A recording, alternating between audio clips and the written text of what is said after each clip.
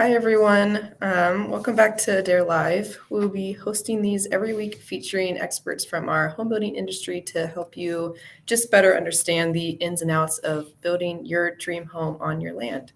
My name is Gabby Gately, and I'm part of the marketing team here at Adair. My co-host today is Morgan Roscan. So welcome back, Morgan. We are very Hi, excited Gabby. to have you here this week. How are you today?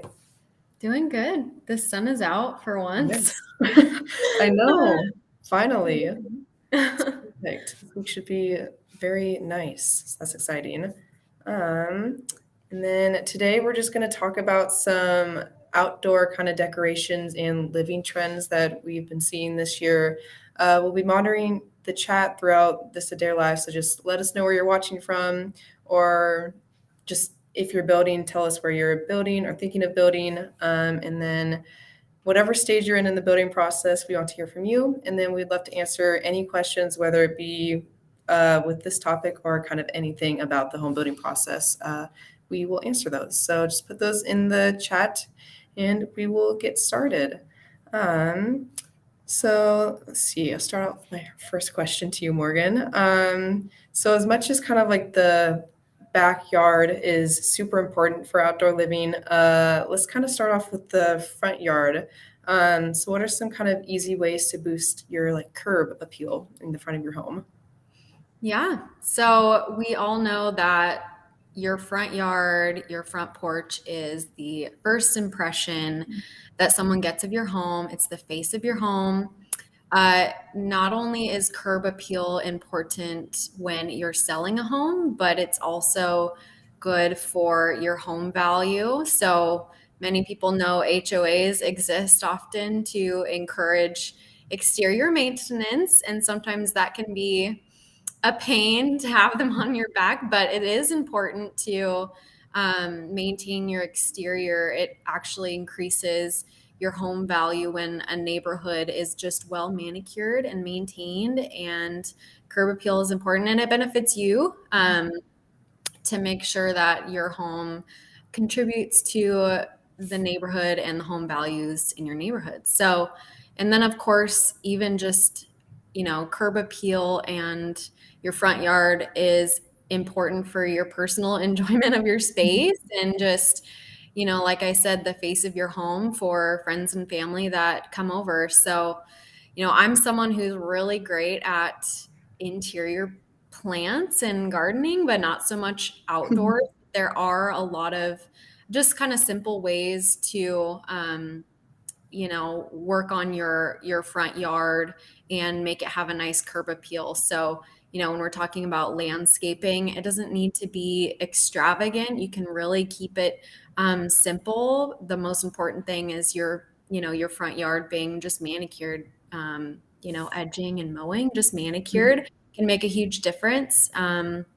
Also, planting some low maintenance, just perennial plants that are going to come back every year. Maybe you're buying, flower baskets every spring, hanging baskets that really just sprucing up your front area.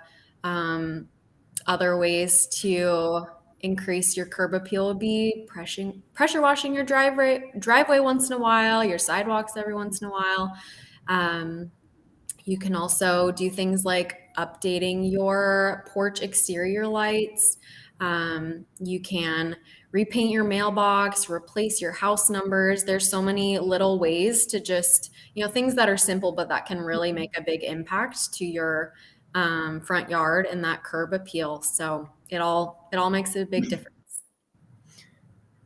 No, yeah, some great tips. If people have a porch or don't, which kind of goes into my next question is if someone does kind of have a bigger area, like a front porch, kind of how would you recommend maybe them maybe adding to it, decorating to it?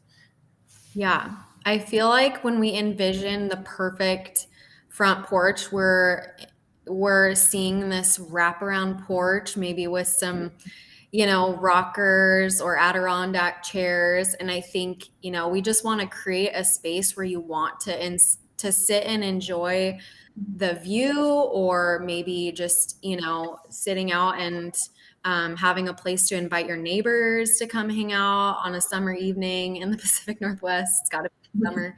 And then, as far as decorating, some comfortable chairs that you want to sit in.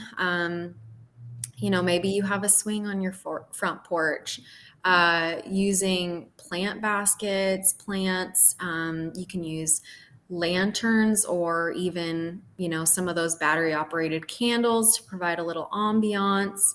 You can bring in, color and style with a rug and accent pillows. There's so many ways to kind of dress up your front porch to, just make it look like a place that you want to spend time in. Yeah. And then I also know that just all kind of like the home pictures I've been seeing, string lights have become pretty popular. Is there kind of like a best way to hang them, or front yard, backyard? String lights everywhere, in my opinion. I feel like this is a trend that shouldn't die because it just creates such a, glow and ambiance to transform the space. So yeah, I say, put them in the front, put them in the back. As far as hanging them personally, I have, when I say my husband really is the one that hangs them up for me. But what he's done that's worked really well is getting a cord, and you can actually take a cord and run it we use trees, but if you have, you could secure a post to hang it on, but you basically take your cord and kind of decide what shape that you want your string lights in. Maybe you want to, box in a sitting room on the outside, and you can actually, take your cord in a rectangular around your sitting area, and attach it to trees or posts. And then you can actually zip tie your string lights to the cord. It's very secure. It's pretty easy. We used trees, we just kind of did like a zigzag pattern. It was pretty easy, took a couple hours, and it looked amazing. Yeah. I also love this trend. It's perfect. Let's see. And then kind of pops of color have been a big topic for 2023. Is there kind of a way to bring some color into someone's outdoor kind of decorations if they are leaning more towards that way? Yeah, I love that color is coming back to design. So rugs are my favorite. Rugs are like a big art piece. So it's so fun to use rugs as a way to bring color. And nowadays there's so many indoor outdoor rug options, or even, washable rugs. So it's perfect for being able to use those outside. And of course they come in all different colors, patterns. And then of course, always using throw pillows to bring in just little pops of color. Of course, flowers are the best way to bring in color. So yeah, there's lots of different ways to bring color in. Yeah, perfect. And then kind of like accessibility in all parts of the home is just a great way to just include all your friends and family into your indoor and outdoor spaces. Are there some maybe tips to make your yard more accessible for everyone? Yeah. I think thinking about your most common walkways, through your yard, obviously up to your front door, out your back door to the outdoor living space, thinking about the common walkways and making sure you're, using some safe materials. So, you could use concrete to make a path, or textured stone or brick, etc. And then whatever you do use, regularly cleaning off any moss or leaves to make sure that it's not slippery. If we're talking decks, you can use decking materials that are non-slip. You can also add like non-slip strips, or there's non-slip oil that you can actually put on your deck. So there's lots of ways to kind of make sure the surface is not going to be slippery for people walking on it. Other things to think about would be, just making sure you have railings, secure railings in cold seasons, de-icing your walkways. So yeah, those I would say are ways to kind of make a safe walkway. Mhm. Yeah, we want everyone to be able to enjoy all parts of your Yeah. house, so those are great little tips. Um, and then I've also kind of read a lot of articles recently that talk about kind of this indoor-outdoor merging where you kind of seamlessly integrate your indoor and outdoor spaces. Can you maybe talk a little about how someone can maybe design these spaces to kind of fit with this trend? Yeah, I love that there's been so much, I guess, progress in developing some of these outdoor living spaces Mhm. because, you think about there's actually health benefits and reasons why we love kind of having those outdoor living spaces. There's health benefits like actually, getting vitamin D, and there's studies that even show, spending more time outdoors can reduce blood pressure and all those types of things. So there's reasons why, having that outdoor space can be you just really good for, Mhm. mental and physical health. Yeah. So anyways, yeah, I would say as far as, how do you integrate your indoor and outdoor spaces? Like, what does that mean? How can we design a space to do that? I think a great way is just having ease of, entrance into your outdoors. So, those big sliding doors, the ones that just pull all the way across, obviously Yeah. that's the fancy way to do it. Just have a giant Mhm. window door, or, French doors or something that just really can bring a lot of light in and just, um, big entryway to the seating area outside. Um, if you can't do the big doors, even just, things like big windows can make you feel like you're in the outside. And then decorating. So, I think you can really take your whatever interior style you've embraced, you can really extend that outdoors. People are starting to install some, light fixtures, chandeliers outside in their covered patios to just, bring some style and character to their outdoor space. Um, I think comfortable seating is a big one. For some reason, outdoor seating can be uncomfortable, but I don't think it needs to be. There's a Yeah. lot of products now, furnishing options that are just becoming a lot more comfortable. And so, yeah, and rugs too. Rugs are a big one. Rugs that are kind of make it feel cozy. You want to walk around barefoot outside when it's nice. Things like bringing pillows, baskets with blankets, all the things that you'd have maybe indoors, you can bring outdoors too and just make it feel really comfortable in a space that you want to just sit in and spend time in. And, um, a consideration for outdoor furniture that I always talk about is checking to see that whatever, pillow cushions or seat cushions have removable cushion covers, that they zip off. So they're easy to Yeah. wash because we all know how quickly they can get dirty. um, you know, choosing washable rugs, and then looking for when you are buying your furniture, something that can be easily washed or hosed down. So, if you have a steel frame or a wood frame, those are really easy to hose down at the beginning of the season.